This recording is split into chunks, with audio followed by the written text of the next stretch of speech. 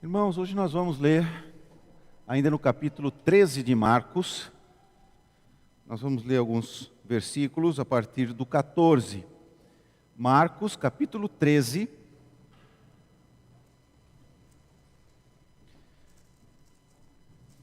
versículo 14.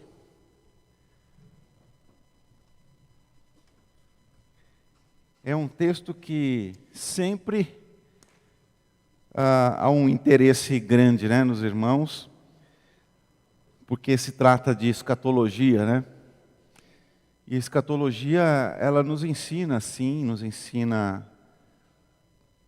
muitas coisas. Não, a escatologia não é só coisas do final dos tempos, o último dia, mas também é do último dia, Nós vivemos os últimos dias. Nós vivemos aquilo que vimos nos versículos 3 até o 13, que é o princípio das dores, que é aquele momento desde que começam a haver as guerras, terminando a paz romana, e até hoje, guerras e terremotos, epidemias, tantas coisas apontam para a certeza da vinda do Salvador, da vinda de Jesus Cristo. Mas se ele usa esse termo do princípio das dores, para esse momento em que o mundo geme, suporta angústias até agora, não só os seres humanos, mas a própria criação, e isso, ele se refere ao princípio das dores, quando a criança dá os primeiros sinais de que vai nascer, embora não seja naquele momento. Então não está falando aqui da iminência da volta de Jesus, mas ele está falando da certeza dela. E agora sim, na grande tribulação, é diferente, porque ele diz, dos versículos 14 até o 23, vamos ler, e vamos procurar entender e refletir sobre esse texto. Quando, pois, virdes o abominável da desolação, situado onde não deve estar quem lhe entenda, então os que estiverem na Judéia fujam para os montes, quem estiver em cima, no eirado, não desça, nem entre para tirar da sua casa alguma coisa. E o que estiver no campo, não volte atrás para buscar a sua capa. Ai das que estiverem grávidas, das que amamentarem naqueles dias. Orai para que isso não suceda no inverno, porque aqueles dias serão de tamanha tribulação como nunca houve desde o princípio do mundo, que Deus criou, até agora, e nunca jamais haverá.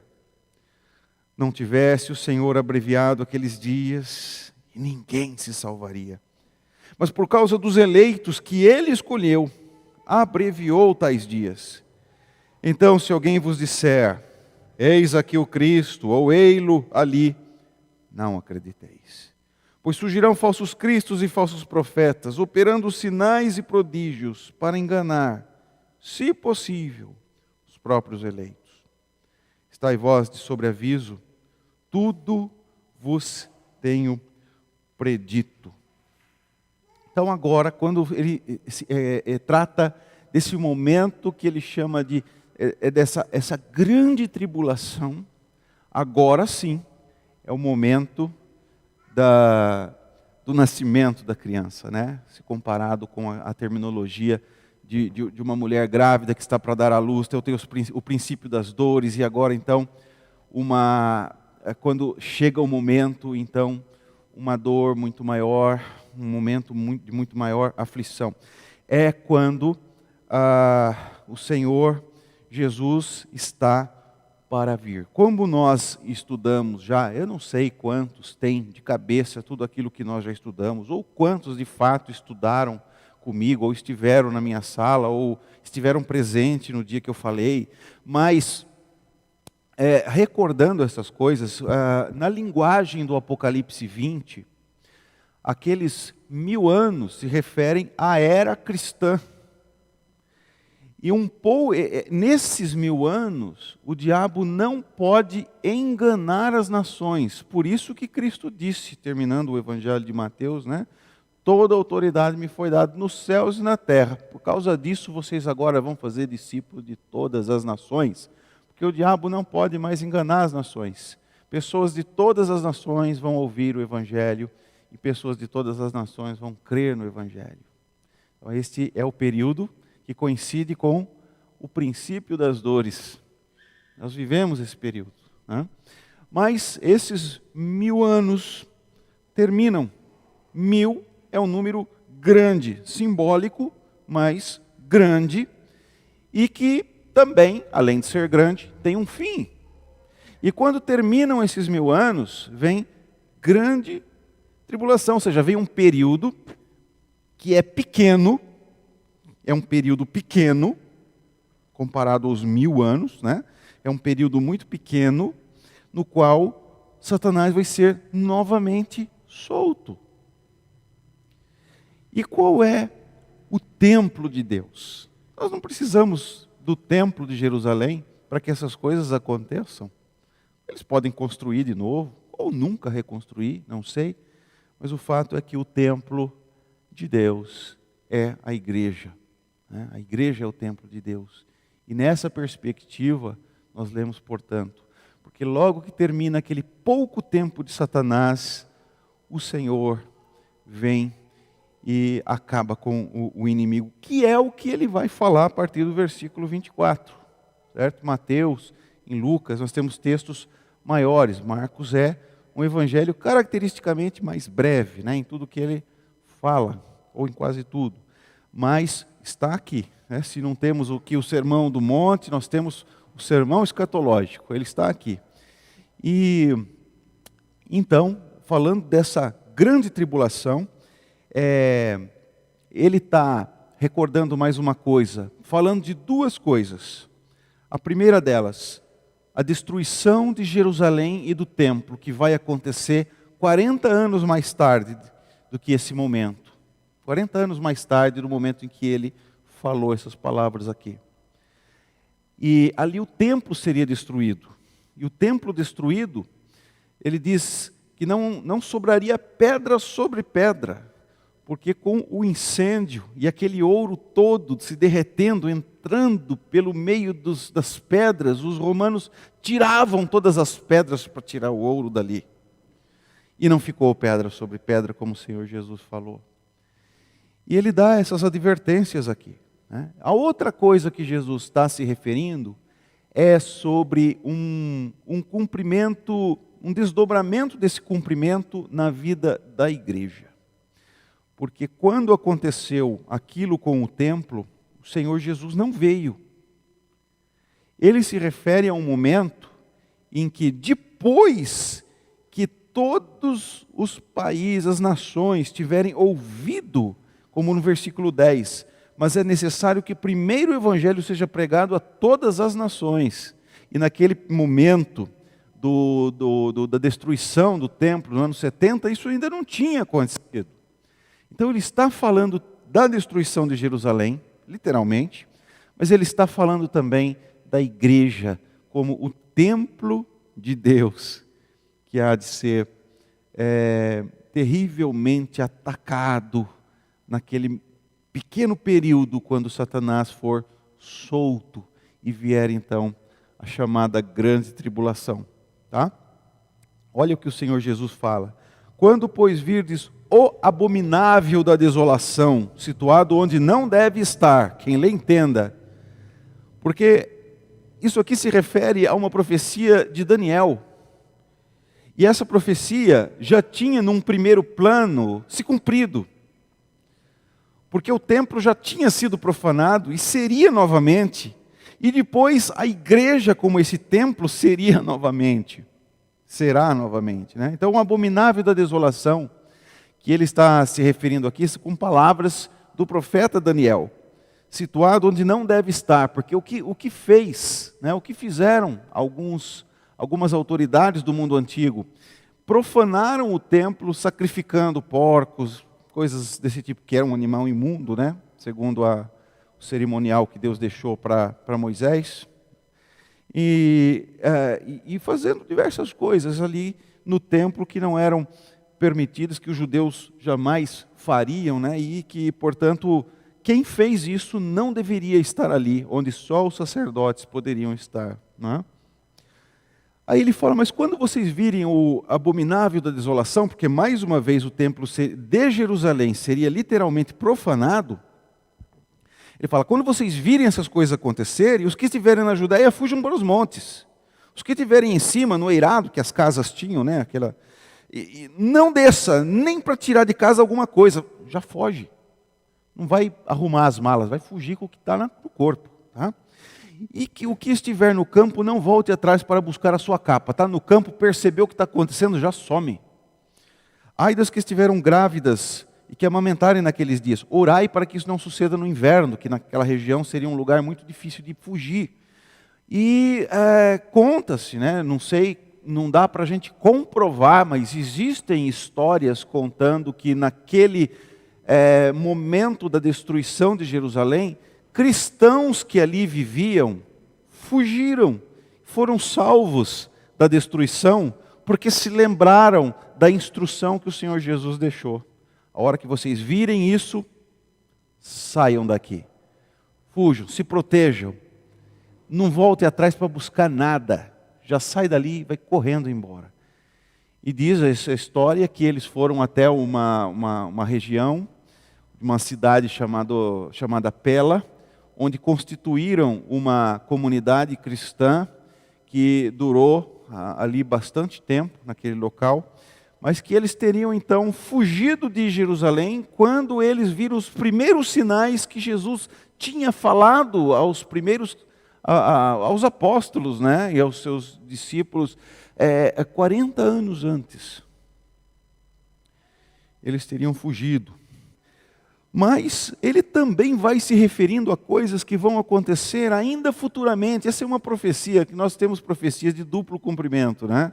Essa tem outros diversos cumprimentos e ela se cumpre finalmente na igreja, que é o templo do Senhor Jesus, que é o templo de Deus, a habitação do Espírito Santo, é a casa do Senhor, e ela há de ser terrivelmente perseguida, universalmente perseguida, quando o Senhor Jesus estiver para voltar, o diabo for solto. Então, novamente, ele poderá enganar as nações e toda a terra se moverá contra a igreja de Jesus. Esta é a última profanação do templo de Jesus. Aqueles dias serão de tamanha tribulação como nunca houve desde o princípio do mundo que Deus criou até agora, e nunca jamais haverá. Será pior do que o holocausto que os judeus sofreram nas mãos de Hitler, do nazismo. Será pior do que isso, porque nunca, jamais haverá coisa semelhante a essas. E diz o versículo 20, não tivesse o Senhor abreviado aqueles dias, ninguém se salvaria, porque será dias de grande tribulação, mas por causa dos eleitos, ele abreviou esses dias. Por isso que em Apocalipse 20 fala que esse tempo é um período curto, é um período breve. Por isso que em outra parte do Apocalipse, os 1000 anos são chamados de 3 anos e meio, enquanto o pouco tempo é chamado de 3 dias e meio. Pouco tempo, em relação a um tempo grande, bem maior. Porque são dias abreviados, e os evangelhos nos mostram isso, que eles são abreviados, Jesus falou, por causa dos eleitos. Se esses dias fossem longos, ninguém se salvaria. Por causa dos eleitos. Aqui a gente vê a mão de Deus. A mão de Deus cuidando daqueles quem Ele escolheu. A respeito das tentações, nós lemos em 1 Coríntios, capítulo 10, versículo 13. Não vos sobreveio tentação que não fosse humana, mas Deus é fiel, e não permitirá que sejais tentados além das vossas forças. Pelo contrário, juntamente com a tentação vos proverá livramento, de sorte que é podeis suportar. De sorte que é possais suportar. Então quer dizer, tudo aquilo que nós padecemos porque nós podemos superar aquilo. Todas as tentações nós podemos vencer. Todas as provações nós podemos vencer. Por quê? Deus não permite nenhuma tentação que nós não sejamos capazes de suportar, de modo que nós somos responsáveis por cada pecado que nós cometemos.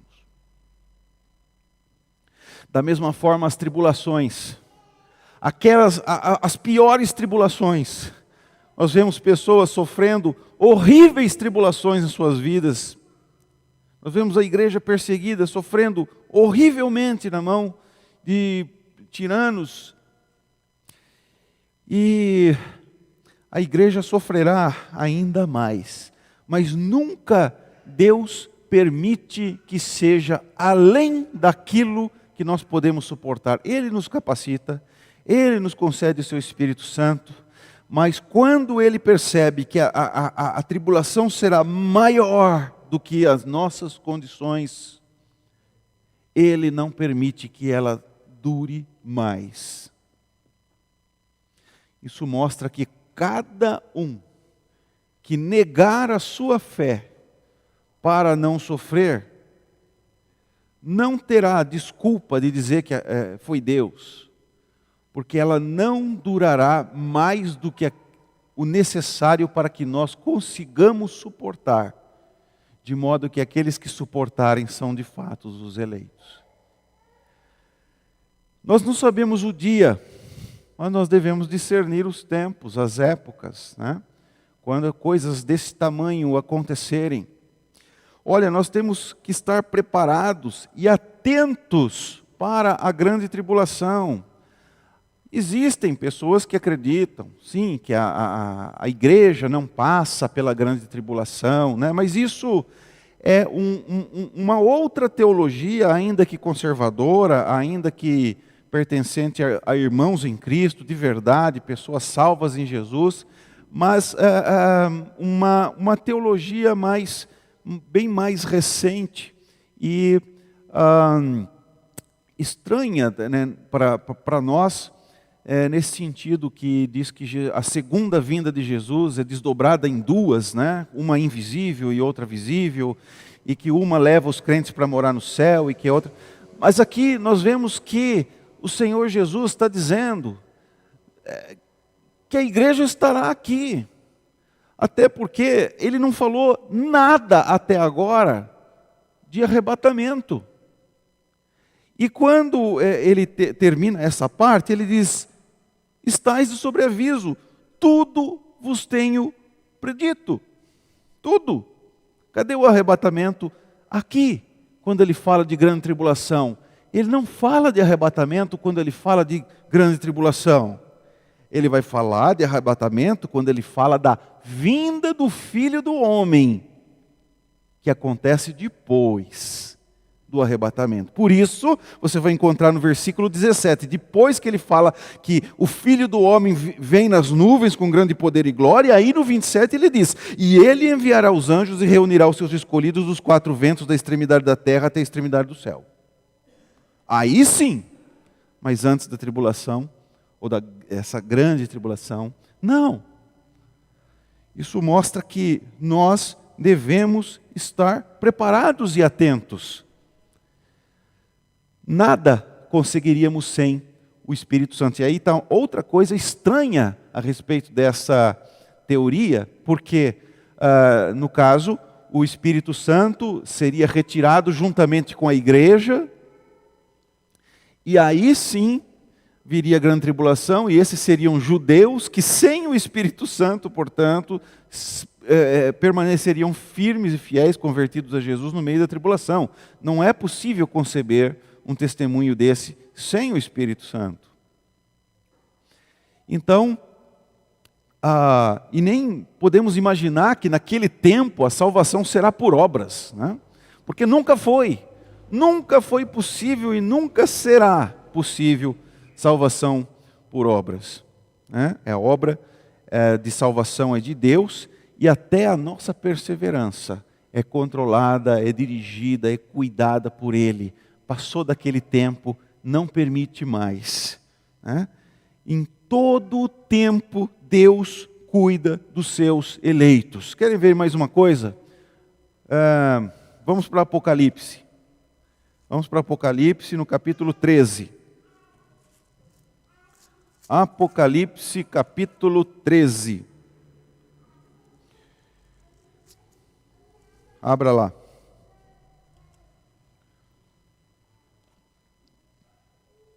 O Apocalipse é um livro de uma interpretação complexa. Ele é uma literatura complexa. Ele é altamente simbólico. Essa é a literatura apocalíptica que também existe no Antigo Testamento. Muitas figuras aqui no Apocalipse vieram do Antigo Testamento, foram tiradas dali.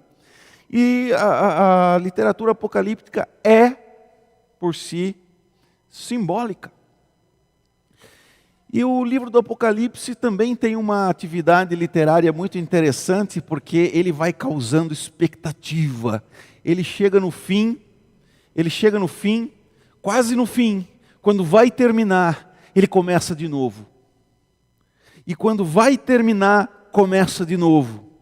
E isso por 7 vezes, por 6.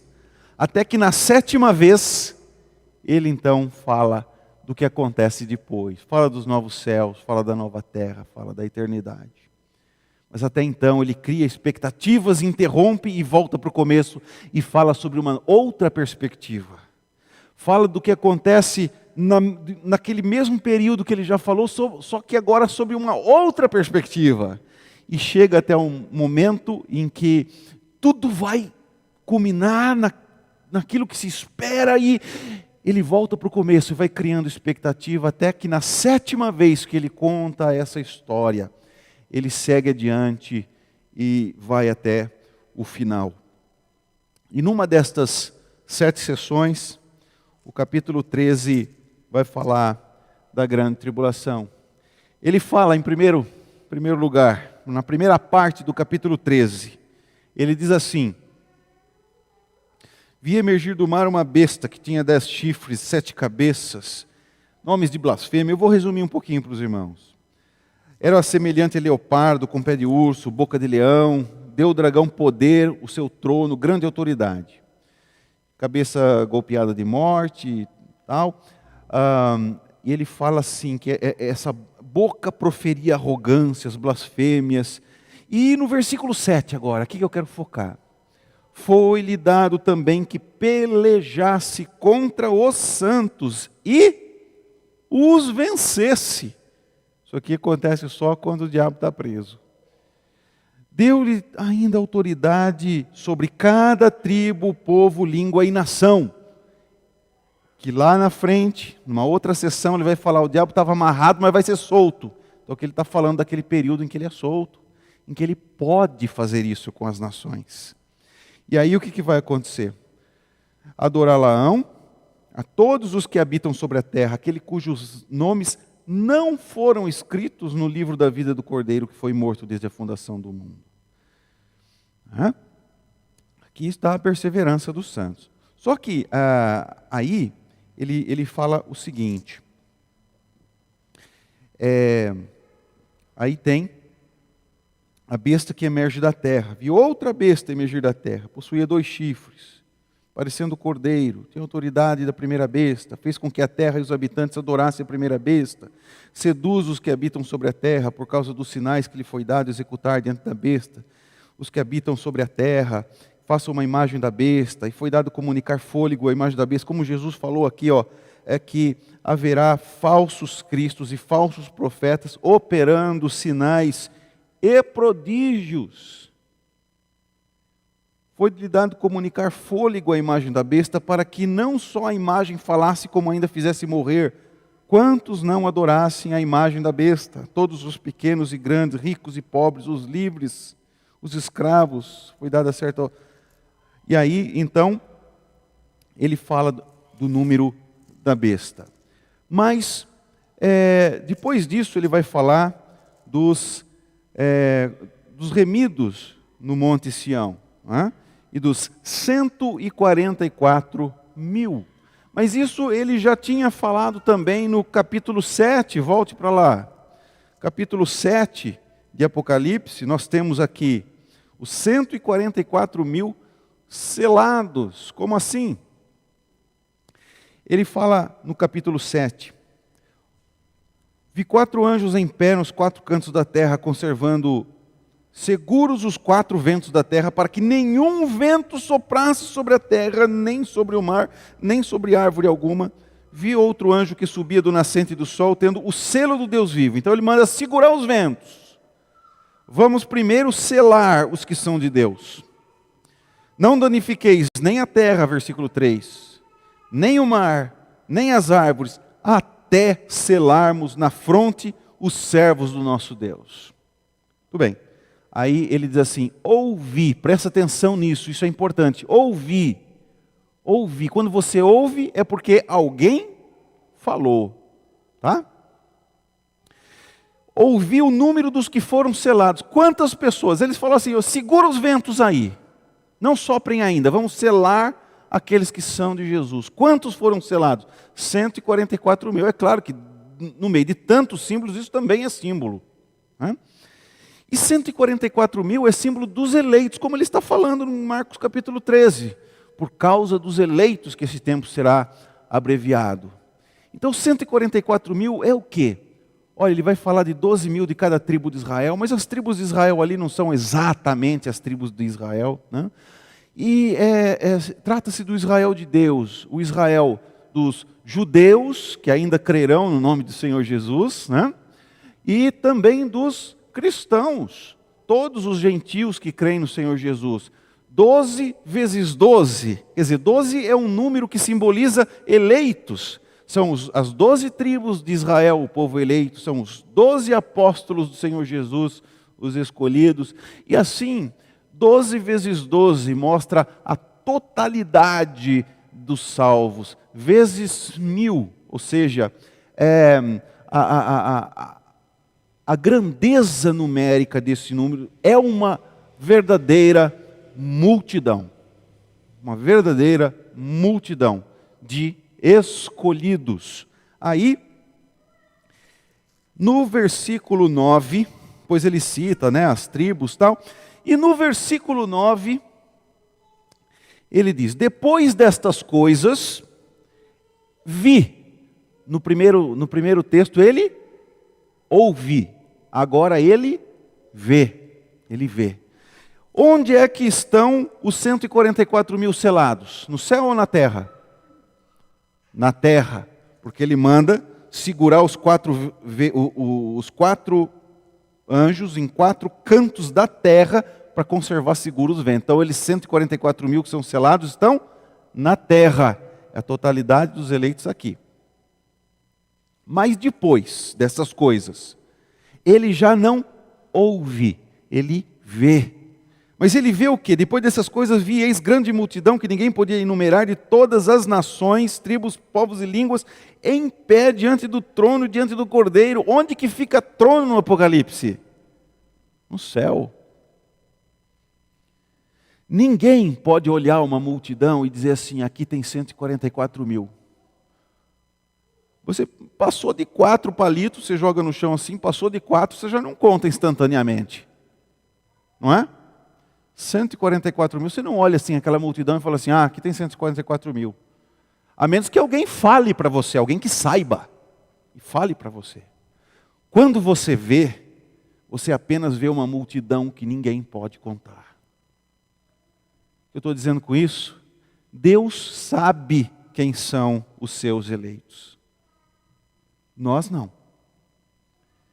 Deus sabe cada um. Aqueles 144.000 que é um símbolo, aquele número que ele ouve, que portanto ele só sabe porque ele ouve. Mas quando ele vê, ele não consegue contar.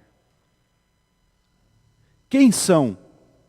Quem é essa grande multidão que diz ele aqui, que lá no versículo 14, né? Senhor, tu sabes, ele me disse, são estes os que vêm da grande tribulação. Quem é a grande multidão que João viu no céu, onde tem trono. Aqueles que ele viu na terra e que só soube o número porque ouviu. A totalidade dos eleitos que estão na terra e morrem na grande tribulação, estão diante do Cordeiro depois disso, depois dessas coisas, no céu com Cristo. São as mesmas pessoas, mas descritas de modo diferente. E ele então está mostrando para nós que a igreja, também João, né, mostrando para nós, sim, a igreja estará na grande tribulação. Ela estará na terra e sofrerá com o anticristo. Né? Nós vimos vários anticristos até agora no mundo, mas tem aquele que é o anticristo. Não um deles, mas este que vem, este que atua na grande tribulação contra a igreja. Então, também tomando, né, a partir de Marcos, um texto mais claro, e olhando para o Apocalipse, um texto mais complexo e simbólico, nós vemos que eles estão falando a mesma coisa, e à luz de Marcos podemos ver o que o Apocalipse então está nos dizendo. Irmãos, nós devemos conhecer, discernir os tempos e as épocas. Não podemos marcar data, mas podemos estar preparados para ela. Preparados e atentos para a grande tribulação. Em todo o tempo, Deus cuida daqueles que são seus. Ele escolheu. Não há nudez, não há fome, não há espada, não há perseguição nenhuma que possa afastar os eleitos de Deus, do seu Salvador. Nada pode nos separar do amor de Deus que está em Cristo Jesus. Nada pode nos separar. Então, são dias que nós temos muita curiosidade para estudar sobre essas coisas, porque elas são futuras e discutimos e gostamos, né? Mas uma coisa é certa, não adianta nada nós estudarmos e sabermos, nós precisamos estar prontos para ela. Hoje nós podemos ter tribulação aqui. Podemos ter tribulação aqui. Muito menor do que aquela daquele pouco tempo, futuro ainda. Mas como é que nós atuamos agora? Como é que nós atuamos agora? Alguém perguntou, agora eu não me lembro para quem, né? Se a igreja seria mais fiel se fosse perseguida. Essa pessoa sabiamente respondeu, não. A igreja seria mais perseguida se fosse mais fiel. Talvez a igreja não é perseguida porque a igreja não vai até as últimas consequências pelo nome do seu Senhor. Então nós devemos desde já nos preparar para esse momento, olhando para as nossas vidas e vendo se nós deixamos de testemunhar por conta de coisas muito menores do que aquelas que estão para acontecer. Lembre-se, irmãos, com essas palavras, eu termino a mensagem de hoje. Palavras essas que nós já lemos no início do culto. Bem-aventurados sois, quando por minha causa vos injuriarem e vos perseguirem, e mentindo disserem todo mal contra vós. Regozijai-vos e exultai, porque é grande o vosso galardão nos céus, pois assim perseguiram os profetas que viveram antes de vós. Amém.